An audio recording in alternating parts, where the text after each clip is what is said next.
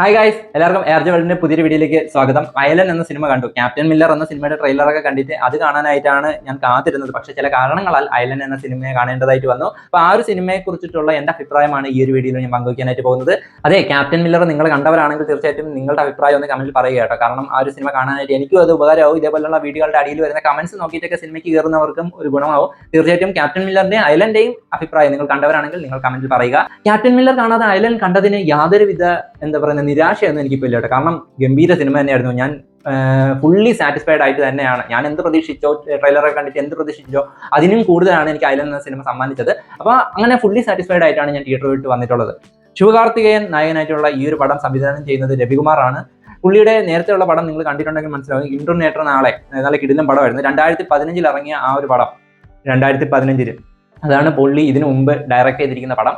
അപ്പോൾ ആ ഒരു പടം കഴിഞ്ഞിട്ട് 8 വർഷത്തോളമായി അയലൻ എന്ന സിനിമയ്ക്ക് വേണ്ടിയിട്ട് അദ്ദേഹം പ്രിപ്പറേഷനിലായിരുന്നു. ആ ഒരു പ്രിപ്പറേഷന്റെ ആ ഒരു ഹാർഡ് വർക്കിന്റെ ബലം നമുക്ക് തിയേറ്ററിൽ ചെല്ലുമ്പോഴത്തേക്കും കാണാനായിട്ട് സാധിക്കുന്നുമുണ്ട്. ടെക്നിക്കലി ബ്രില്യൻ്റ് ആയിട്ടുള്ള ഒരു പടമാണ് അയലൻ. ഗംഭീര സാധനം. ചില സ്ഥലങ്ങളിലൊക്കെ ഇന്ത്യൻ പടമാണോ ഇതെന്ന് തോന്നിക്കുന്ന രീതിയിൽ ഗംഭീര മേക്കിംഗ്. അതാണ് എടുത്തു പറയേണ്ടത്. VFX ഒക്കെ ടോപ്പ് ആയിട്ട് നിൽക്കുന്ന VFX.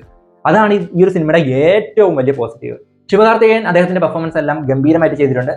വലിയ അഭിനയ പ്രാധാന്യമുള്ള സിനിമയൊന്നുമല്ല. തീർച്ചയായിട്ടും ഒരു തമിഴ് ചേരുവയിൽ വരുന്ന ഒരു science fiction super hero elements ഒക്കെ ഉള്ള ഒരു സിനിമയാണ്. സോ ആ ഒരു രീതിയിൽ ശിവകാർത്തികേയൻ നല്ല രീതിയിൽ തന്നെ ഈ ഒരു സിനിമയിൽ ചെയ്തു വെച്ചിട്ടുണ്ട്.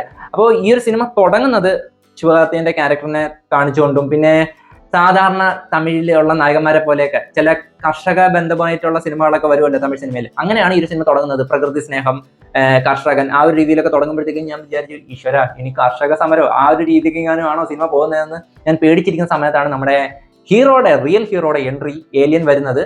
ഏലിയനെ ഈ ഒരു സിനിമയ്ക്കകത്ത് രൂപകൽപ്പന ചെയ്തിരിക്കുന്നത് നമ്മൾ പണ്ട് മുതലേ ഏലിയൻ എന്ന് കേൾക്കുമ്പോഴത്തേക്കും നമുക്കൊരു ഫാന്റസി കാണുമല്ലോ, എങ്ങനെ ഇരിക്കുന്നു. പണ്ട് മുതലേ നമ്മൾ ഡ്രോയിങ്സ് ഒക്കെ ചെയ്യുമ്പോഴത്തേക്കും അന്യഗ്രഹ ജീവിയെ ചെയ്യുമ്പോഴത്തേക്കും ചെയ്യുന്ന ഒരു രൂപം കാണുമല്ലോ, അതേ രൂപത്തിലാണ് ഈ ഒരു സിനിമയിൽ ഏലിയൻ പ്രത്യക്ഷപ്പെടുന്നത് എന്നുള്ളതാണ് ഈ ഒരു സിനിമയുടെ രണ്ടാമത്തെ പോസിറ്റീവ് എന്ന് പറയുന്നത്. കാരണം ഡയറക്ടർക്ക് കൂടുതൽ പണിപ്പെടേണ്ടി വരുന്നില്ല ആളുകളുമായിട്ട് ഏലിയനെ കണക്ട് ചെയ്യിക്കാനായിട്ട്.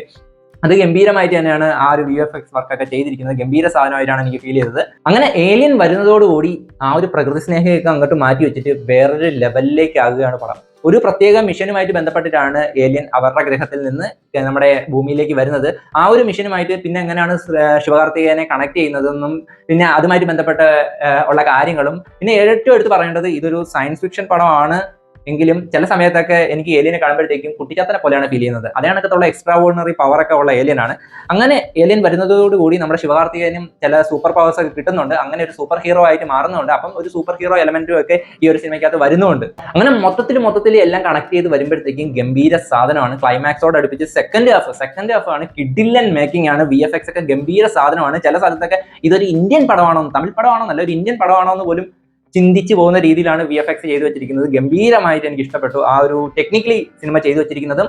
തീർച്ചയായിട്ടും ആ ഫസ്റ്റ് ഹാഫിൽ കഥ എവിടെയൊക്കെയോ ലാഗ് അടിപ്പിക്കുന്ന രീതിയിൽ ഫീൽ ചെയ്യുന്നുണ്ട്. ഫസ്റ്റ് ഹാഫ് ഡ്യൂറേഷൻ കുറച്ചധികമായി പോയെന്ന രീതിയിലും ഒരു ഫീൽ ഉണ്ടായി. എന്നിരുന്നാൽ പോലും മൊത്തത്തിൽ ആ ഒരു ക്യാരക്ടർ ബിൽഡ് ചെയ്ത് കൊണ്ടുവരുന്നതിന്റെയും ഭൂമിയിലേക്ക് ഏലിയൻ വരുന്നതിന്റെയും ഒക്കെ ആ ഒരു റീസണും ഒക്കെ ബിൽഡ് ചെയ്ത് ഇങ്ങനെ കൊണ്ടുവരാനായിട്ട് ആ ഒരു ടൈം ആവശ്യമായിരുന്നു. അത് തന്നെയാണ് ആ ഒരു ഫസ്റ്റ് ഹാഫ് കുറച്ച് ലാഗ് ആകാനുള്ള കാരണവും. അപ്പം പക്ഷെ മൊത്തത്തിൽ പടം നോക്കുമ്പോഴത്തേക്ക് ഒരു ഗംഭീര സാധനമാണ്.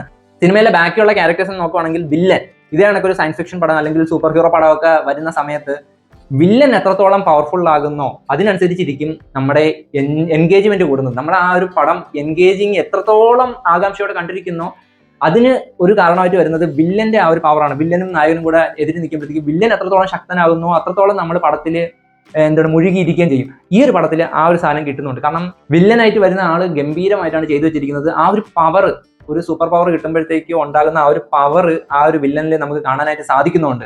പിന്നെ നായിക രാകുൽ പ്രീത് സിംഗ് ആണ്. സാധാരണ ടിപ്പിക്കൽ തമിഴ് ഫിലിംസിലൊക്കെ നായികമാരെ പോലെ തന്നെ വലിയ റോളൊന്നും ഈ ഒരു സിനിമയ്ക്കകത്ത് ഉള്ളതായിട്ട് എനിക്ക് ഫീൽ ചെയ്തിട്ടില്ല.